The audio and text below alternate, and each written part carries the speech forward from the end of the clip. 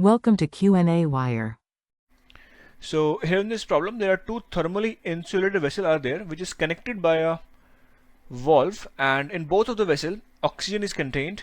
And in this vessel, the pressure, volume, and temperature of the oxygen is given, as you can see in the figure. Similarly, in the vessel 2, the pressure, volume, and temperature are given. Now we have to calculate that the final temperature when the valve is opened, final temperature of the mixture we have to calculate. So first we'll be solving the A part.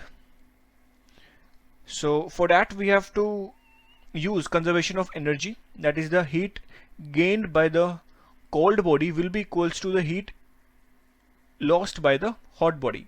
That means Q of cold will be equals to minus of Q of hot. And in our case, this body is cold body because its temperature is less, and this body will be a hotter body because its temperature is more as compared to this body. So we can say that Q1 should be equals to minus of Q2, and we know the general formula for heat is given by Q is equal to mc delta T. So if we calculate the formula for Q1, we can say it will be M1. C will remain same because the specific heat is same for, because in both the vessel there are oxygen, so C will be same in both the cases. So M delta T means final temperature minus the initial temperature. So in this case, T final will be that we have to calculate minus T initial is T1 is equals to minus of M2, and C will remain same, T final minus T initial. Now we know that the number of mole formula is given by N is equals to M divided by M, where capital M is the molar mass and M is the given mass. So by using this formula we can say, so we can write M1 as N1 times M C T final minus T1. So it will be equals to minus of M2, we can write N2 times M times C T final minus T initial. It's T2 here because we are writing for second body, it should be T2 here, and similarly T2 here. So MC and MC will cancel out both the side, so we can write N1 times T final minus T1 is equals to minus N2 times T final minus T2. So we can write this thing as N1 T final minus N1 T1 is equals to minus N2 T final minus N2 T2. Now we'll be using ideal gas equation, that is PV is equals to nRT. Now if we use the ideal gas equation for the first state, that means P1 V1 is equals to N1 R T1. So from here N1 will be equals to P1 V1 divided by R times T1.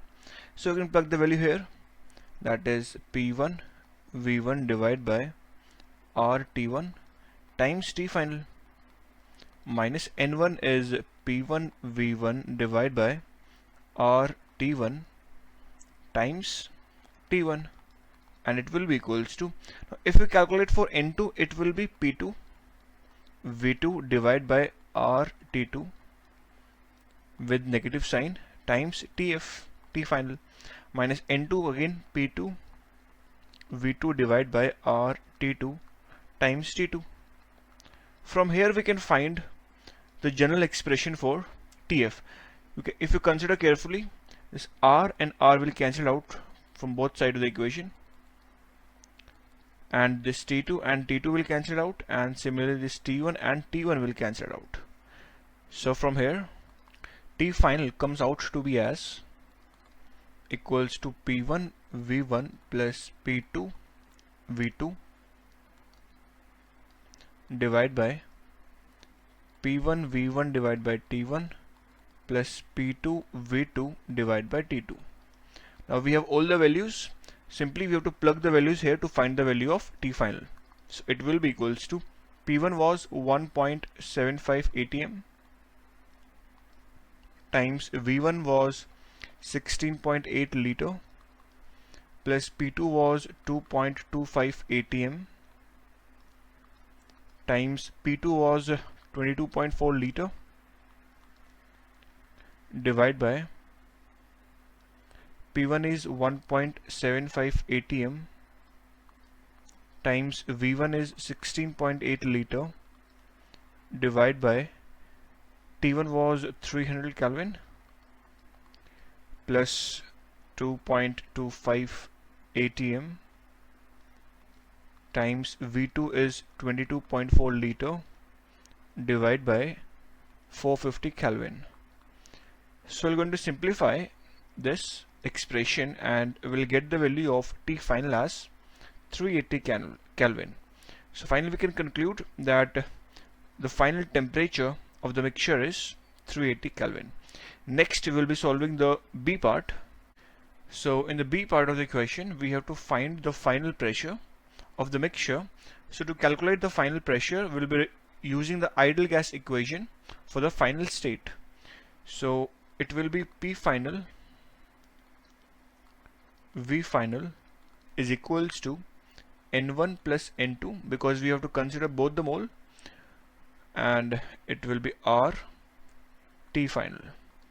Now V final we know is the summation of V1 plus V2, so we can plug the value here.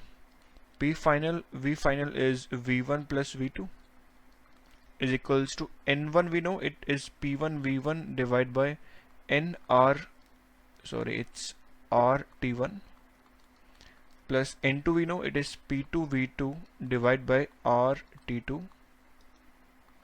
times R and times T final. T final we have calculated, its expression was P1 V1 plus P2 V2 divided by P1 V1 divided by T1 plus P2 V2 divided by T2.